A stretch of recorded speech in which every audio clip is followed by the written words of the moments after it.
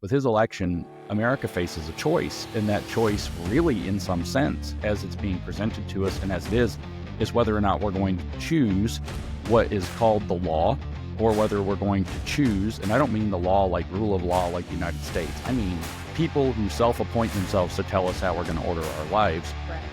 Pharisees, frankly, or are we going to choose freedom? And like you said, this nation in the United States very explicitly was born in freedom and was born for freedom. And so I hope that we're going to choose rightly. I'm not particularly confident that we will at this point, but I hope that we will. You know, the woke phenomenon attempts to tell everybody what the right way to live is, and in fact to give them some twisted and evil version of the law to follow.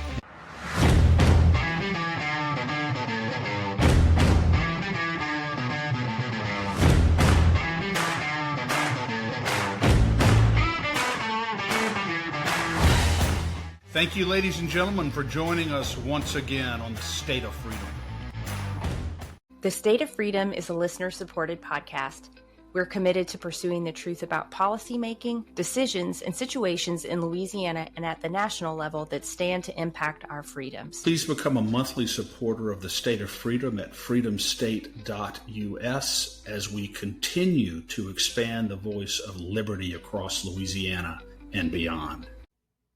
Well, today we have a treat for you. Joining us is Dr. James Lindsay. He is a self-professed anti-communist. He's an accomplished author and a provocative speaker, and we are looking forward to hearing some of his provocativeness very soon. Before we do, let me read the scripture of the day. It is Yes, indeed. Galatians chapter 4, verses 21 to 31. All right. Tell me, do you want to go back to living strictly by the law? Haven't you ever listened to what the law really says? Have you forgotten that Abraham had two sons, one by the slave girl and the other by the free woman? Ishmael, the son of the slave girl, was a child of the natural realm, but Isaac, the son of the free woman, was born supernaturally by the Spirit, a child of the promise of God. These two women and their sons express an allegory and become symbols of two covenants. The first covenant was born on Mount Sinai, birthing children into slavery, children born to Hagar. For Hagar represents the law given at Mount Sinai in Arabia. The Hagar metaphor corresponds to the earthly Jerusalem of today, whose are currently in bondage. In contrast, there's a heavenly Jerusalem above us, which is our true mother.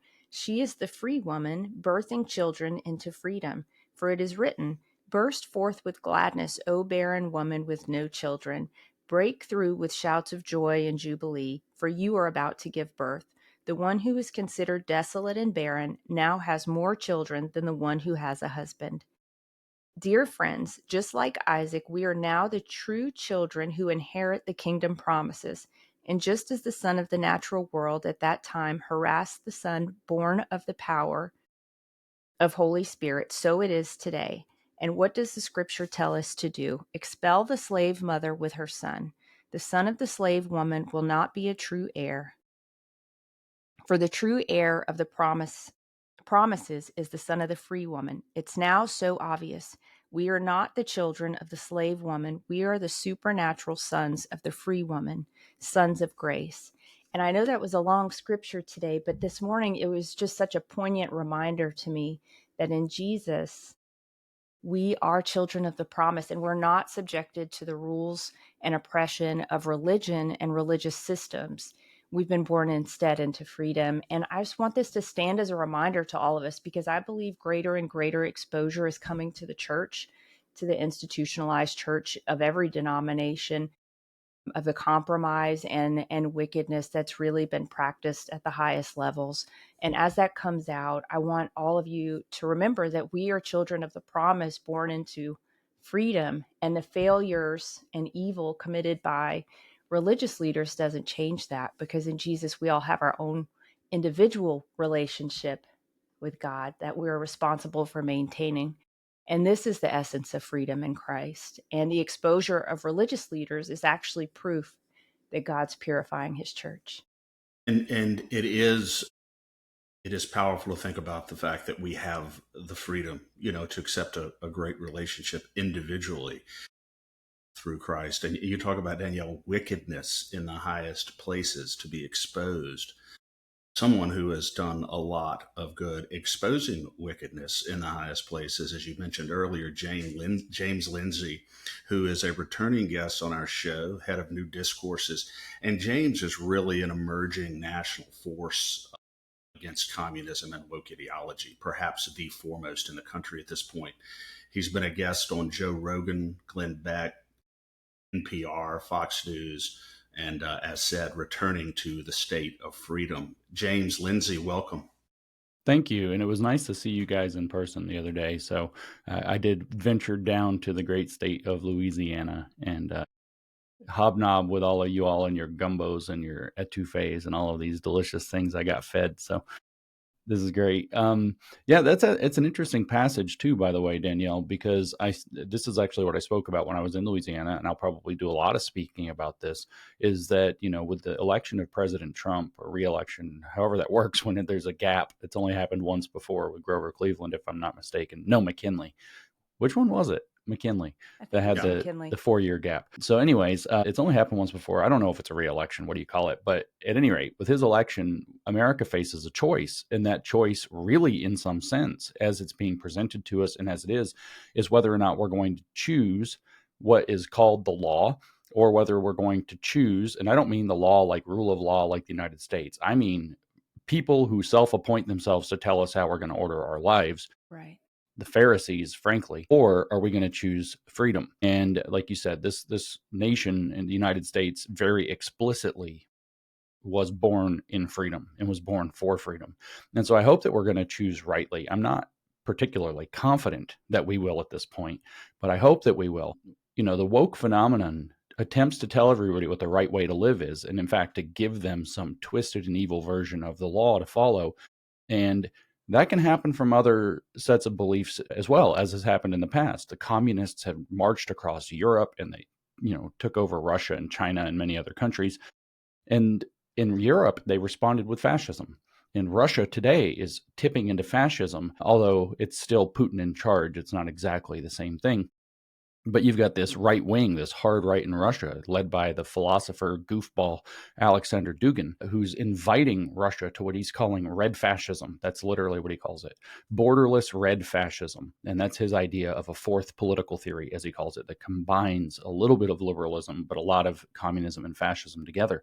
And we're seeing similar trends picking up across the West. So I hope that we're going to remember who we are and that we are children of freedom and that we're going to be able to choose correctly at this far more pivotal hour than I think a lot of people realize. We're so caught up in our jubilation and our relief that we don't have the Democrats in the White House. And in fact, they've even lost power in Congress.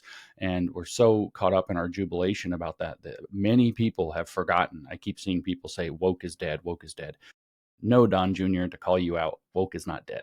It is not even close to dead. And the fight is before us. Yeah. And James, it's interesting that you say, hopefully we choose freedom. And with freedom comes the freedom to succeed and the freedom to fail.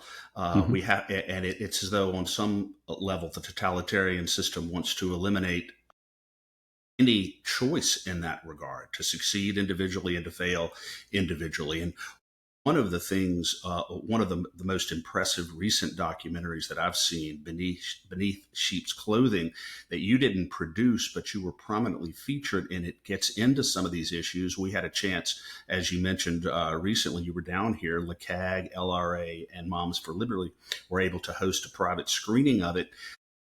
Beneath Sheep's Clothing, give us the big picture view of that documentary and how you got involved in it and why it's so important. I found it so compelling. Well, thanks for saying it's compelling. I keep hearing that, and I, sat and watched it with you guys the other night, and it was compelling to me. So I'm glad I'm not alone in that, and even being in it, I still get blown away seeing this thing. There's a lot to say about it. I don't want to bog it all down with all the story, but I'll tell a little bit of it. But I'll start by saying what the point was. Why did we make a documentary?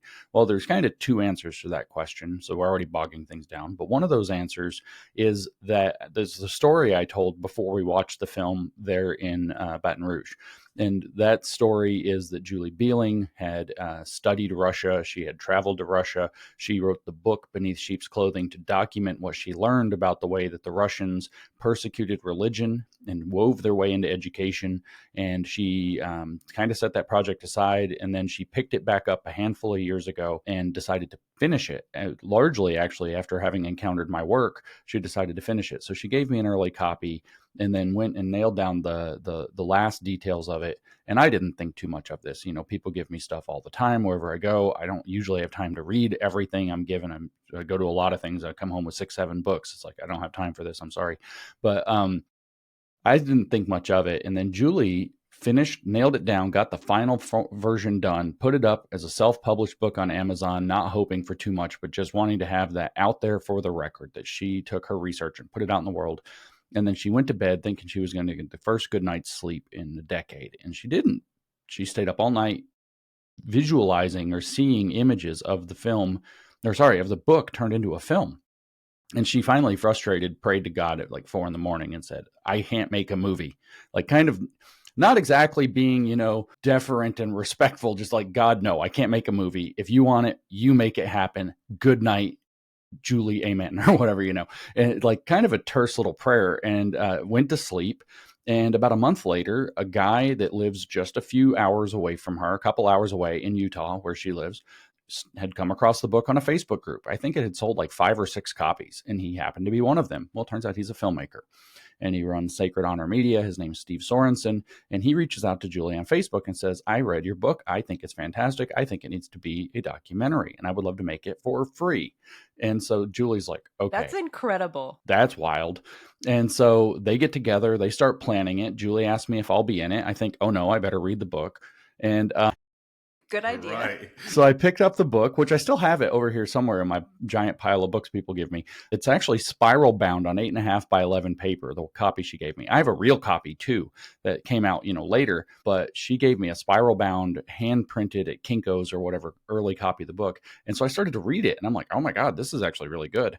And so I flew out to Utah, to St. George, and we sat down, and I got to go see Southern Utah, which is exciting, and, get to see the rocks and all the cool geography and meet the people. And so I sat down and interviewed with them for many hours, and we came up with a lot of the footage that ended up in the final cut of the film, and a lot more footage too that I'm sure will probably come out as bonus and trailers and teasers and whatever.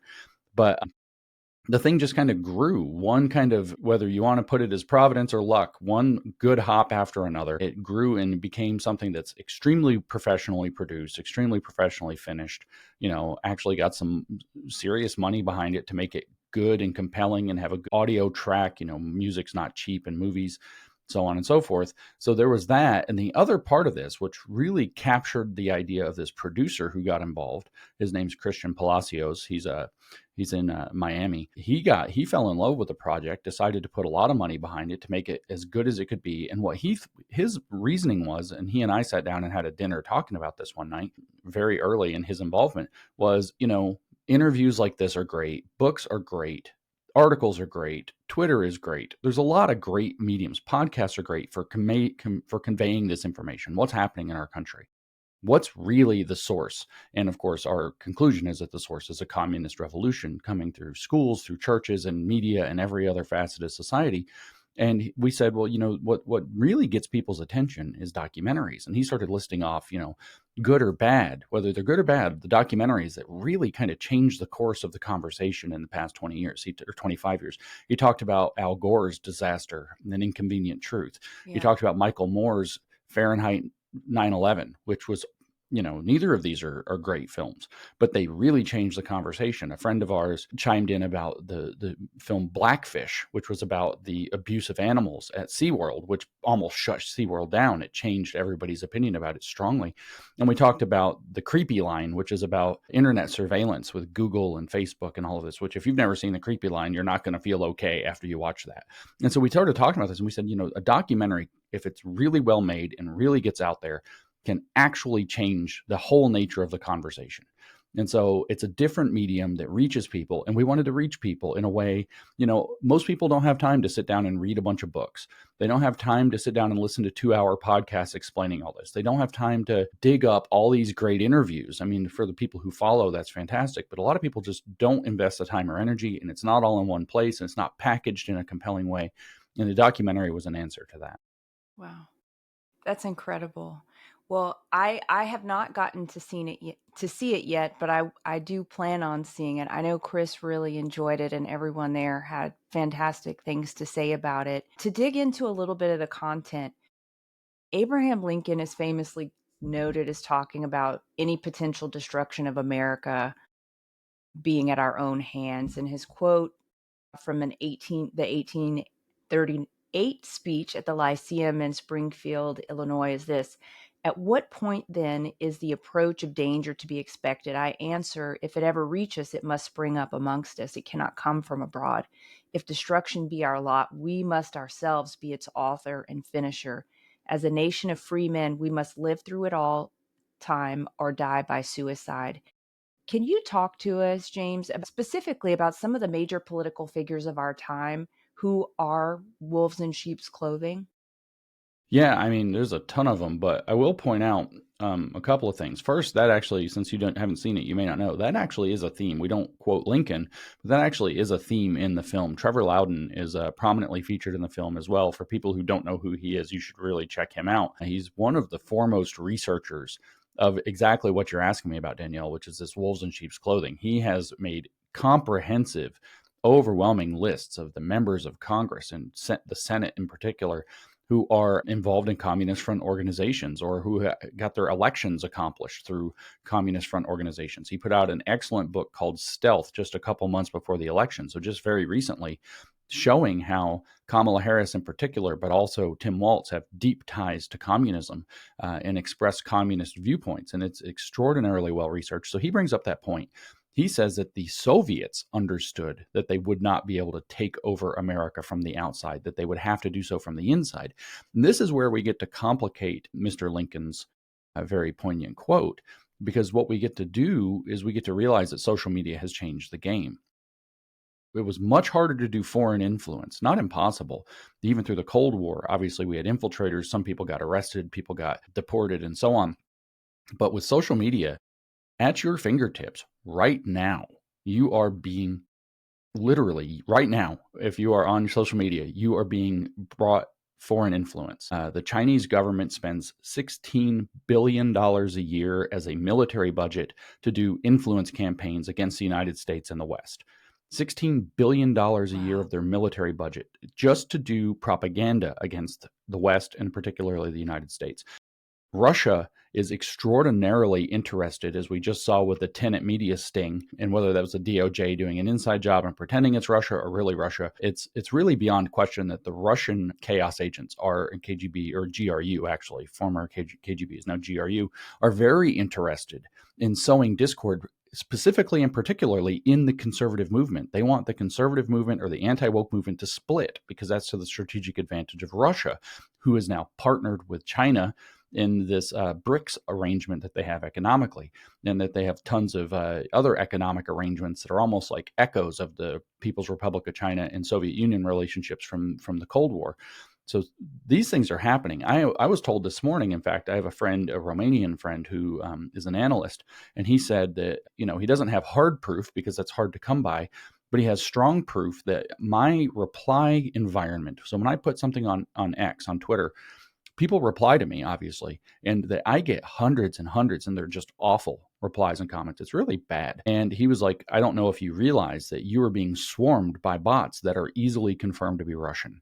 So there are huge influence campaigns coming from abroad. So it's a little more complicated than it was in the 1830s for Lincoln. We are being taken over from without by political warfare, by what Trevor Loudon refers to in the movie as people's war, which is what the Chinese developed, which is a kind of another term for people's war. It's unrestricted warfare. You go all out in every domain you possibly can, except shooting, in order to completely weaken and undermine and confuse and impoverish and energy starvation, food starvation, whatever you can against your enemy, so that they are no longer an enemy when you finally decide to march to war or to declare victory because you have them in economic checkmate. Yeah.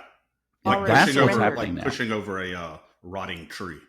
That's right. You rot the tree, and then it's just as easy as pushing it over. There's no strength left in it, and so this is happening very vigorously. And to the point that I was making earlier, it's happening in both directions. They support these woke initiatives. The Chinese support them because of this now alliance they've made, the so-called Red-Green Alliance with the Islamists. They have you get Qatari money, you get Saudi money, you get what do you call it? Iranian money pouring into this. All of these giant enemies of America are dumping gasoline on this fire, as Steve Bannon always says, in order to try to undermine America. And again, Russia's a big player too. So foreign influence is huge. And the Soviets understood this. And we talk about that in the film, is that they knew that they had to infiltrate and get inside of America. In other words, to create these wolves in sheep's clothing.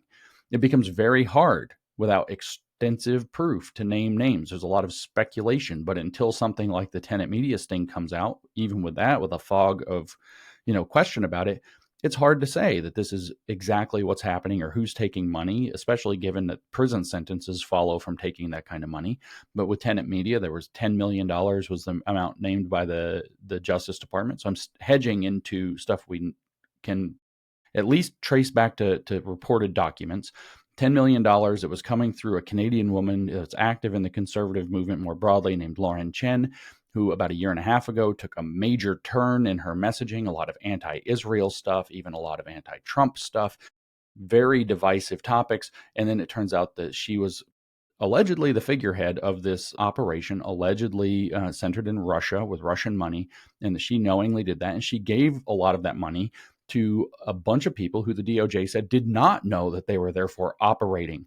So she was planting large amounts of money. For example, in the Tim Pool podcast called Timcast, his show, what's it called? The Culture War or whatever, this one side show he did once a week, was being paid $100,000 a week out of this pot of money in order to bring people on to create dialectical warfare, to fight over hot culture war topics. Tim apparently didn't know anything to do with it. Benny Johnson was incorporated. So what you have is there's this weird second order. I don't want to call these guys idiots because they're my friends, but the term is useful idiots. You have this second order wolf in sheep's clothing who doesn't know it's a wolf at all. They're operating on behalf of the wolf. But are there wolves out there? Yes, absolutely, certainly. Can we name with certainty who they are? Well, in some cases, we could guess pretty certainly that Tim Waltz has probably very deep ties to China. Hard to prove those. He's not in jail. We know that Eric Swalwell had a Chinese spy as a mistress and all these other things. So we know that there are ties there.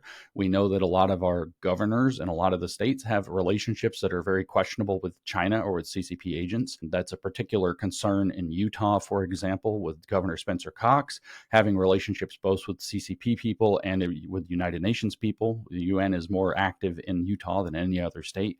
So there are a lot of things going on in this country. I'm excited to share a fantastic opportunity for State of Freedom listeners who are interested in investing in precious metals or even starting a home-based business in the precious metals industry. Metal Stacks is a precious metals collectors club where you can buy your metals at the best prices on the market, actual dealer cost. They are beating the big sites. They have no credit card fees and no minimums. If you're just interested in purchasing metals at a great price, visit metalstacks.com/dwalker. Get to shopping. That helps me out. I get the commission. You can also refer people to Metal Stacks for an additional income. If you're interested in learning about the referral business aspect of Metal Stacks, email me directly at Danielle@freedomstate.us for more information. And James, you mentioned specifically a few minutes ago, Kamala Harris, deep ties to the Communist Party. And one of the things that the documentary mentions is her quote that she said constantly on the campaign trail: what can be unburdened by what has been. And I was intrigued in the documentary, the connection that you made between the doctrinal foundations of the Communist Party, at least in substance, and that quote. Could you elucidate a little bit more the connection between her rhetoric and the doctrinal foundation of the Communist Party? Yeah, so I was very frustrated for the entire time. Not just that she was running for president, which was kind of brief, but well before that. I mean, most of her tenure, at least, in a vice presidential office, and even during the Biden Harris campaign before Biden was ostensibly elected, she put out these videos supporting equity and saying that the goal is that we all end up in the same place. That's obviously a communist or socialist concept. She was very clear about, tying herself to the woke train. And then, there's a little clip in the film where it shows her famously a few weeks before the election, I guess about a month and a half before the election, saying, it doesn't matter if you're woker or wokeest, you just need to be more woke. Right. We've all got to be woke, stay woke. She's saying this. And then, we translate that in the film that woke is actually a modern term that basically means communist. And we could get into the elaboration. But this very famous line, and I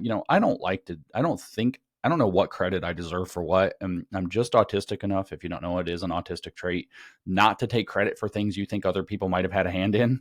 It's like you get really weird about it. So I don't want to take more credit than I'm due, but I had the good blessing in, I guess it was end of July. Charlie Kirk had me come out to the Turning Point USA Believers Summit in Palm Beach, Florida. And so this was a Turning Point Faith event. It was not one of the pastors' summits, although I speak at those, routinely as well. But he has me come out to this believers summit. And I think there were something like 7,000 or 8,000 people there, or 5,000 or 6,000 people. There's a lot of people that came to this thing. And so he puts me up on stage and he asks me the same question you just did. He says, James, what's the saying? And I said, able to see what can be, unburdened by what has been. And he says, okay, is that word salad? Because we all kind of assume Kamala just is kind of dumb and says a bunch of word salad. Or is that Marxism? And this is why I was frustrated, is I don't know if Kamala Harris is dumb or not, but I know that what she says when she sounds really dumb, and in fact, usually when she sounds the dumbest, is very frequently, though not always, pitch perfect communism. And so this is pitch perfect communism. Able to see what can be, unburdened by what has been, is exactly the sentiment of the introduction to what Karl Marx wrote in 1852 called the 18th Brumaire of Louis Bonaparte, which nobody's bothered to read really except for Marxists and people who study Marx.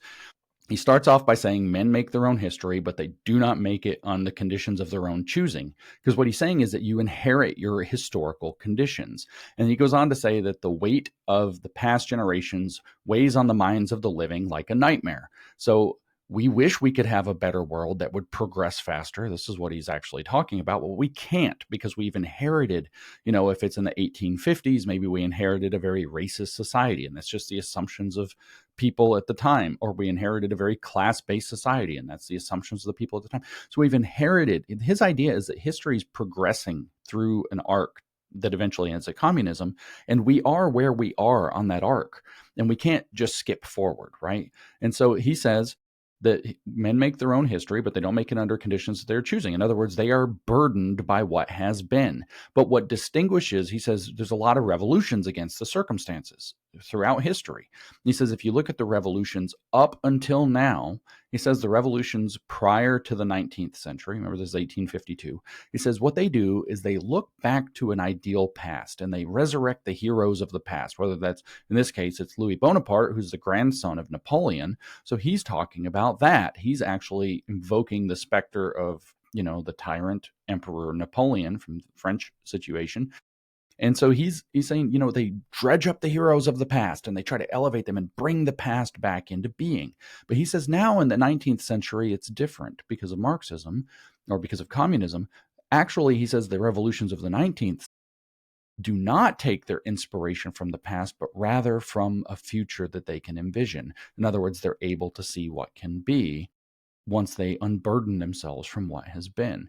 And that is literally, in my opinion, the beating heart of the communist ethos, the progressive impulse, even when it's not strictly communist, is that they can unburden humanity from everything that it's already been and force it to take some new evolutionary leap into some, vision that they have for a better future. And that's the beating heart of the whole communist project. And so I had the good fortune and the blessing to sit on stage, and Charlie Kirk, of course, gets an ocean worth of attention anytime he does anything.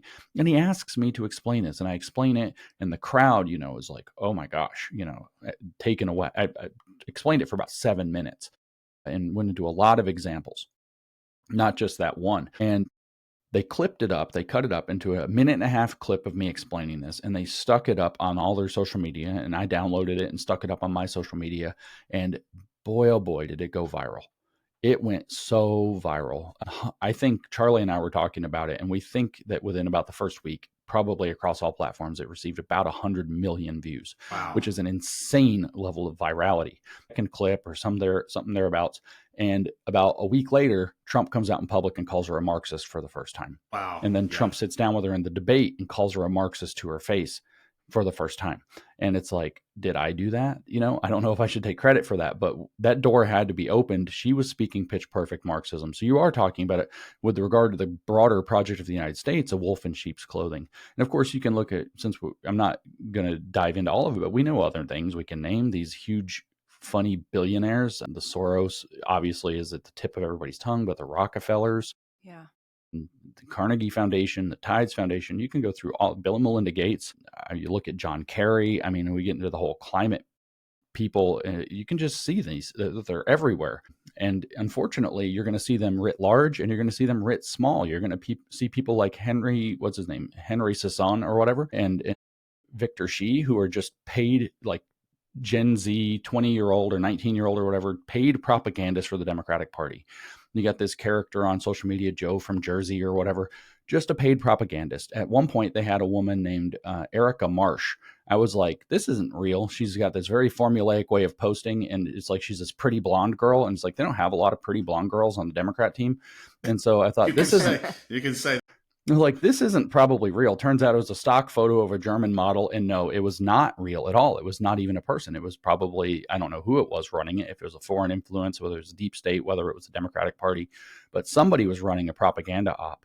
And I've heard from people that are quite credible on this kind of stuff about political warfare that tens of thousands, if not hundreds of thousands of accounts on, well, not just that, actually, I should say the UN hires, from what I heard at least a year ago, 200,000 people whose job it is to run interference for the UN's agendas on the internet.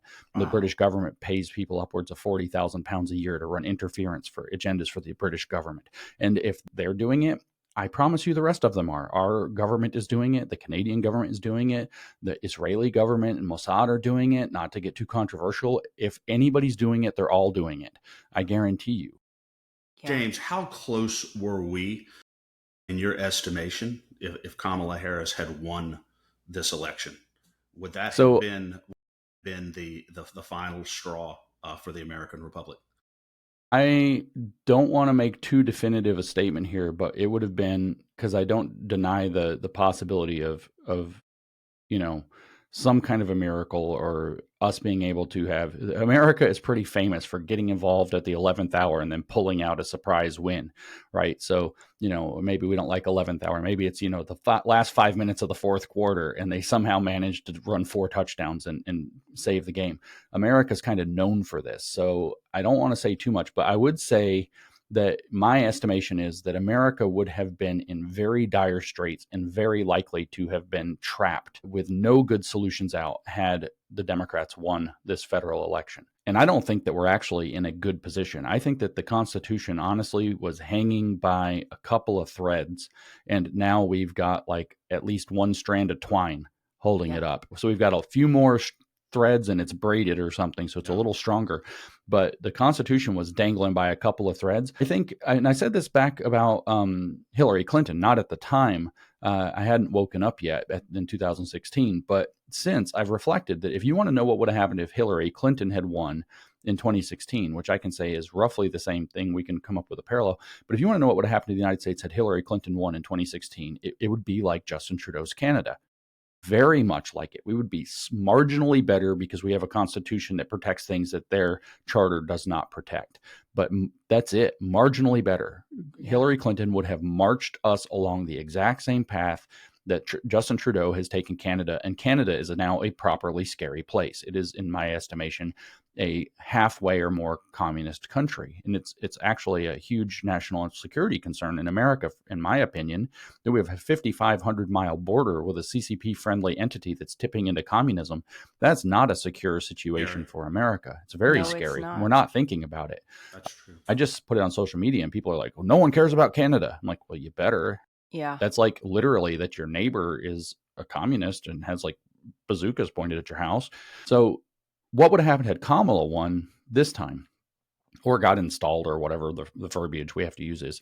I think that we have the vision. It's not Justin Trudeau in Canada. Actually, it's much worse. I think we would have seen very much like what we see from Keir Starmer in Britain.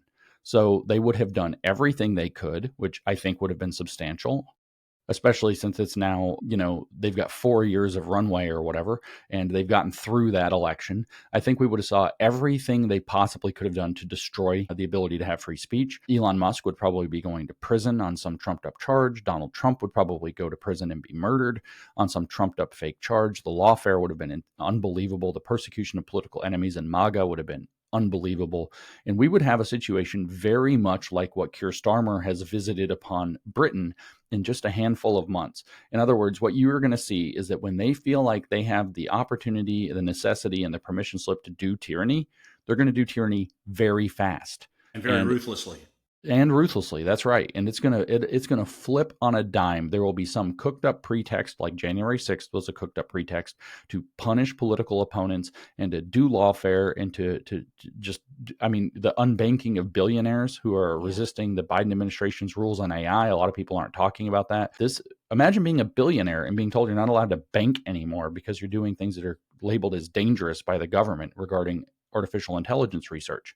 So this, in investing in artificial intelligence. So this is a very serious moment that we were in and still are. But I think that the two things to have looked at and for Americans to really reflect on is that if Hillary Clinton had won in 2016, we would have been slow marched like Canada under Justin Trudeau. And if Kamala Harris had won in 2024, we would have been fast twisted like Keir Starmer has done to Britain. And it would have been very, not necessarily impossible, but very hard to get out. The shining light of tyranny and evil is that it shows itself. And so it could have been that a Kamala Harris presidency would have woken enough Americans up fully and properly that we would have, staged some heroic fourth quarter, win. But it would have been a dodgy moment. And I just hope that we also don't go to sleep now that, Trump has won, because we're not out of the woods yet. This is really still a very dangerous moment. If anything, James, this has propelled our opponents to amp up their game. Mm-hmm. Yeah. And I did a long thread on this on Twitter the other day, but I don't know how effective that is. I should do a podcast about it so that more people will hear it. Yeah. But the long and short is the woke, imagine that they are. We use the term the blob to talk about this, kind of deep state woke, billionaire NGO phenomenon that's poisoning the West and trying to destroy it. Well, I don't like calling it the blob, but the blob is a good metaphor here because it's this liquid, gooey thing, right? And how would the blob really work? So imagine that Donald Trump is like a giant wall or a blockade that just landed in the dead center of federal government power for these people. They're going to fight him like crazy. They're going to try to corrode it. They're going to try to infiltrate it, try to seep under the door and through the cracks, of course. But what would a blob really do? When it hits a barrier, it's just going to flow everywhere else, right? And where is it going to flow? It's going to flow where it doesn't have resistance. That's what liquids do. And so what it's going to do is it's going to redouble all of its efforts in all of its stronghold positions, like universities, like schools. And we're already seeing the amplification of their agendas. That we're going to see the amplification of their agendas and pitched battles in the deep blue states.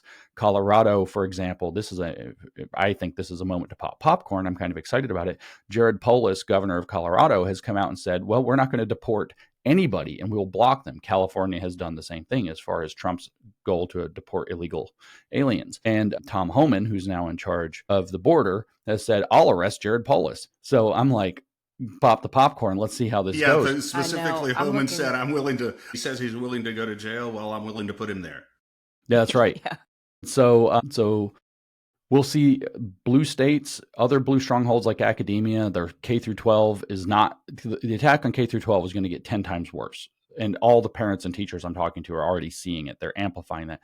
The foreign countries like Canada and the UK and a lot of Europe are going to enter into this kind of very pitched battle to be a huge thorn in America's side. They're going to flow to where they have power. They're going to go to their strongholds and redouble their efforts enormously. Meanwhile, they're going to try to provoke the right into doing anything that they can that's stupid so they can capitalize on that. They're going to run the propaganda machine full blast in some new, more subtle way. They're not going to be as, I think, coarse and idiotic. The View will be, but nobody else. And it's not going to just stop. At the end of the day, with communists, the old saying, which is true in general, is that personnel is policy, because they're political zealots who believe that their job is to put their politics into the policy when they're in that role. We are going to have to, and in many cases, it's going to take some real effort and some real time. We're going to have to start using this opportunity we have to start edging these people out of power. If you think Donald Trump represents a blockade, you better have another one ready for 2028.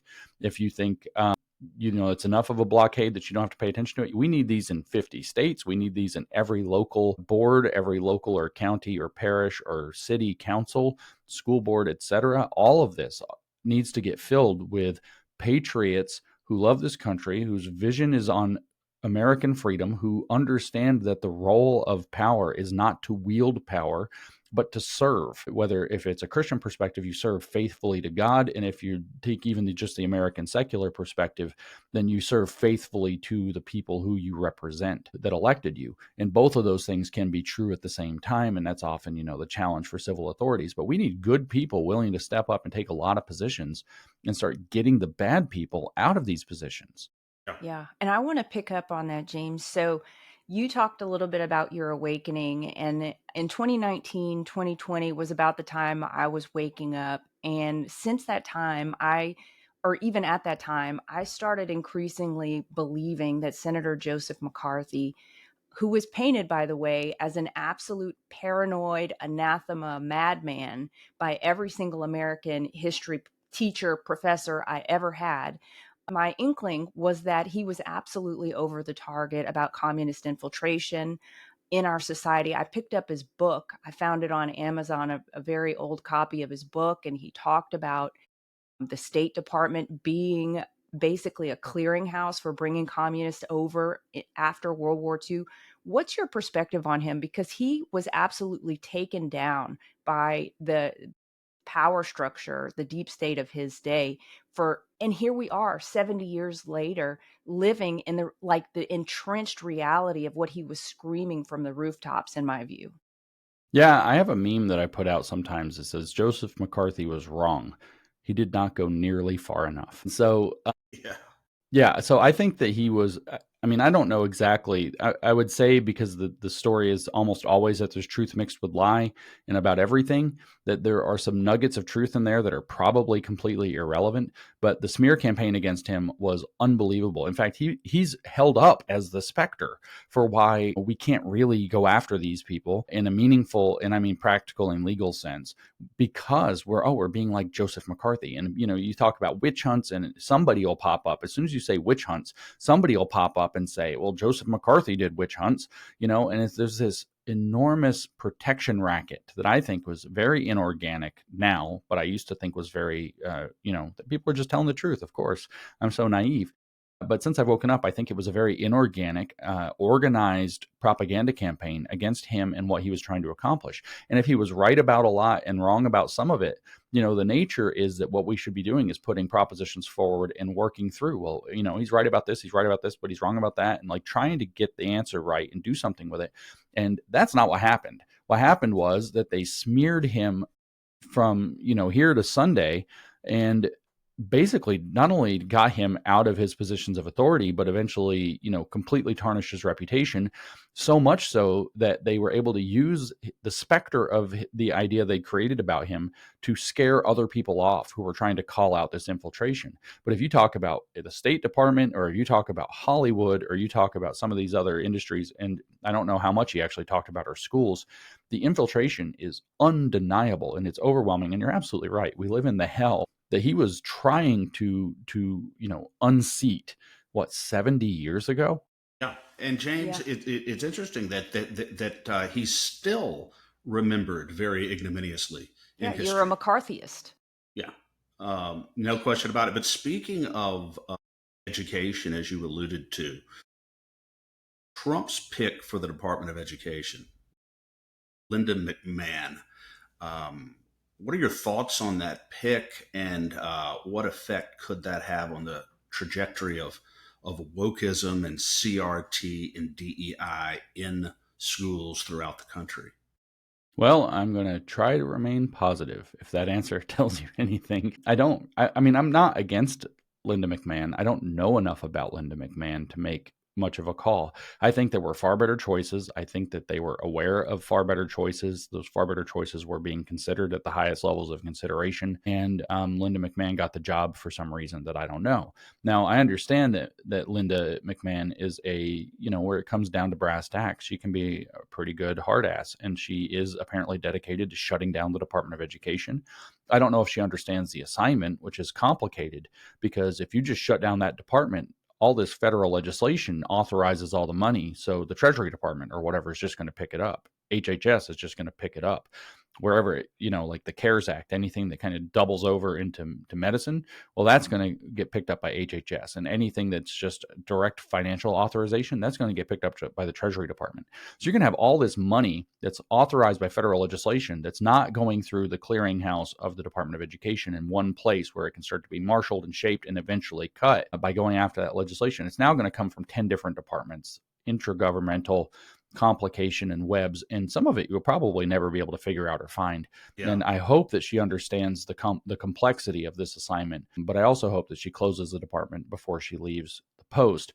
She said some very concerning things in the past, in my opinion, about social emotional learning, about kind of the mental health resilience stuff that suggests to me that she doesn't actually, in the community schools movement, I don't think that she fully understands the monster that she needs to fight. But there are a lot of good people out in this country who I work with a lot of them, and I have enough pull here and there. I think maybe not. Some of those doors are closed now because I annoyed people too much, but to try to get some of those people to at least have briefings or meetings or to file reports for Linda McMahon in this role. So hopefully she can do the right stuff with it. So hopefully, James, it's just a matter of educating her. Hopefully she's not, intellectually left. Hopefully she just does not fully, as you said, appreciate the menace at this point. And if she That's right. Yeah, I think she's directionally correct, as they say these days, but I don't think she's got the refined understanding of the issue necessary to do the job correctly. But that is an amenable problem if we can surround her with some of the right people and the right information to make sure that she does understand these problems correctly. Yeah. And the telegraphing of the head of the WWE going into the Department of Education is noteworthy. I enjoy that. I think she has a reputation for being strong and hard enough for the job. So that's also encouraging. Yeah. Awesome. We are so honored to be affiliate partners for General Michael Flynn's movie, Flynn, Deliver the Truth, Whatever the Cost.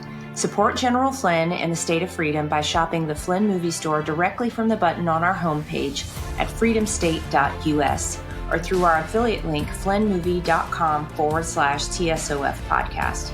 On that site, you can purchase the DVD, which comes with a streaming link. You can pick up Flynn movie merchandise and get his complete 5GW book series. Well, how are you feeling about Doge? Elon and Vivek, you talked about how much of the blob needs to be uprooted. I've seen Vivek post on social media, on Twitter that, or X, that he expects the goal is to get rid of 75% of the bureaucratic state, 50% in the first year. That's pretty just exciting, basically. Yeah, I think that's exciting. Sorry, go ahead. No. And I can't remember the list of all that he talked about, but he did, I think even before that was the regulatory, unnecessary regulatory burdens, which I think that is important to bring out first, even before you get rid of the people, because you kind of need to get rid of the reason for the people before you get rid of the people. Right. So that's like the order of operations question in the Department of Education as well. But no, generally, I'm excited about this Doge project. I think what they're claiming is extraordinarily, the word exciting works, but ambitious is another word. Yeah. And I'm a little bit optimistically skeptical that they can do what they're saying. But what I'm most excited about with Doge is that at least, Elon, and as far as I can tell, Vivek is fully on board with this, have said that it's effectively that they're going to, if you remember the Twitter files where they basically exposed what was going on with Twitter before Elon's purchase and all the government interference that was happening through the platform, Elon has pledged a completely open books approach to Doge. Everything is going to be transparent. They're basically going to do a bureaucracy files in parallel to what was called the Twitter files. And I think that alone is going to be eye-opening and exciting and impossible to ignore, and actually probably will have more success and in the long term have a better impact than any of these very ambitious, policy and personnel changes that they hope to make. Yeah. Because you But get the public I buy-in, hope they can right? do it. Sorry, what? Because you'd get the public buy-in whenever Yes, people yes. understand how ridiculous of a system we've been operating under, then they can be okay with firing 100,000 people. No, exactly. That's exactly right. And so this transparency, I think I'm extremely excited for. And I don't see any significant impediments to that agency to do that, to be so transparent in a way that they've never been. And that, I think, is going to be its most successful endeavor and function. But I'd love to be proved wrong and watch them just, as Javier Milei said, afuera, afuera, afuera. Yep. I love him. And the president of El Salvador has been doing an amazing job as well. But Milei in Argentina has just killed it over the last couple of years. And what I just hope that he is a template and a precedent. It seems they've been watching him pretty closely and in conversations with him. So that's so encouraging. Well, James, you have been so generous with your time. I don't want to run you over. Would you tell people where they can find the film? And of course, you're a great follow on X at Conceptual James. Yeah, the film is at beneathsheepsclothing.movie. All one long word. I have to type it all the time. It's a lot of letters. Beneathsheepsclothing.movie. And you can get the film there. There's other materials there. You can go check all that out. If you want my website, when I do my stuff, it's at newdiscourses.com. Lots of podcasts. I've got a really exciting one coming up soon about DE and its actual Soviet roots, which I spoke about in Louisiana, but a lot of people haven't heard me talk about yet. So that's going to be very exciting. You guys got the preview when I was down there. So beneathsheepsclothing.movie and newdiscourses.com. That's the way to go. Awesome. The one and only James Lindsay, thank you for taking the time today, sir. And come see us down here again very, very soon. I look forward to it already. Awesome. Thank you, James. Have a great day.